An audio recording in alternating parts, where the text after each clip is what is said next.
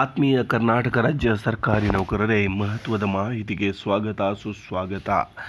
ರಾಜ್ಯ ಸರ್ಕಾರಿ ನೌಕರರಿಗೆ ಆರೋಗ್ಯ ಸಂಜೀವಿನಿ ಯೋಜನೆ ಜಾರಿಗೆ ತರುವ ನಿಟ್ಟಿನಲ್ಲಿ ಕರ್ನಾಟಕ ರಾಜ್ಯ ಸರ್ಕಾರಿ ನೌಕರರ ಸಂಘ ಪಣ ತೊಟ್ಟಿದೆ.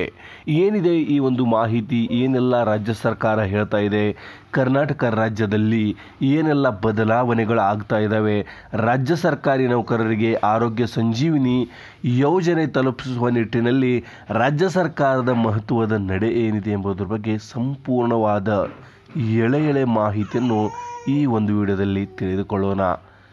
ರಾಜ್ಯದಲ್ಲಿ ಸರ್ಕಾರಿ ನೌಕರರಿಗಾಗಿ ಬಹುನಿರೀಕ್ಷಿತ ಆರೋಗ್ಯ ಸಂಜೀವಿನಿ ಯೋಜನೆ ಜಾರಿಗೆ ಕೆಲವೇ ದಿನಗಳಲ್ಲಿ ಬರಲಿದೆ. ಹಾಗಾಗಿ ಸಕಲ ಸಿದ್ಧತೆಗಳನ್ನು ರಾಜ್ಯ ಸರ್ಕಾರ ಮಾಡಿಕೊಂಡಿದ್ದು, ಅದನ್ನು ಇನ್ನೇನು ಕೆಲವೇ ದಿನಗಳಲ್ಲಿ ರಾಜ್ಯದ ಸರ್ಕಾರಿ ನೌಕರರಿಗಾಗಿ ಬಿಡುವಂತಹ ಅಧಿಕೃತವಾಗಿ ಚಾಲನೆ ನೀಡುವಂಥ ಕೆಲಸ ಮಾಡಲಿದ್ದಾರೆ. ಹಾಗಾಗಿ ಕರ್ನಾಟಕ ರಾಜ್ಯ ಸರ್ಕಾರಿ ನೌಕರರ ಸಂಘದ ಅಧ್ಯಕ್ಷರಾಗಿರುವಂಥ ಶ್ರೀ CS ಷಡಾಕ್ಷರಿ ಅವರು ರಾಜ್ಯ ಸರ್ಕಾರದ ಮೇಲೆ ಪ್ರೆಷರ್ ಬಿಲ್ಡ್ ಮಾಡ್ತಾ ಇದ್ದಾರೆ.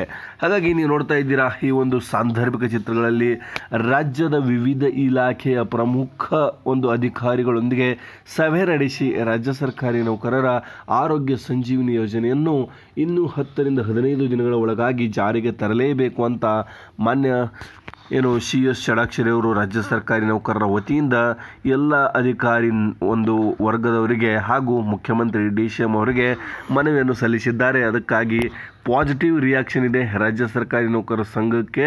ಹಾಗಾಗಿ ರಾಜ್ಯದಲ್ಲಿ ಆರೋಗ್ಯ ಸಂಜೀವಿನಿ ಯೋಜನೆ ಜಾರಿಗೆ ಬರಲಿದ್ದು ಕರ್ನಾಟಕ ರಾಜ್ಯ ಸರ್ಕಾರಿ ನೌಕರರಿಗೆ ಬಹಳ ಲಾಭವಾಗಲಿದೆ. ನಿಮಗೇನು ಅನಿಸುತ್ತೆ? ಆರೋಗ್ಯ ಸಂಜೀವಿನಿ ಯೋಜನೆಯನ್ನು ಯಾವ ರೀತಿಯಾಗಿ ಜಾರಿಗೆ ತರಬೇಕು, ಏನೆಲ್ಲ ಬದಲಾವಣೆಗಳನ್ನು ತರಬೇಕೆಂಬುದರ ಬಗ್ಗೆ ನಿಮ್ಮ ಅನಿಸಿಕೆ ದಯವಿಟ್ಟು ಕಮೆಂಟ್ಸಲ್ಲಿ ತಿಳಿಸಿ. ಸಿಗೋಣ ಒಂದು ನೆಕ್ಸ್ಟ್ ವಿಡಿಯೋದಲ್ಲಿ ನೆಕ್ಸ್ಟ್ ಅಪ್ಡೇಟ್ಸ್ಗಳೊಂದಿಗೆ. ಎಲ್ಲರಿಗೂ ಧನ್ಯವಾದ.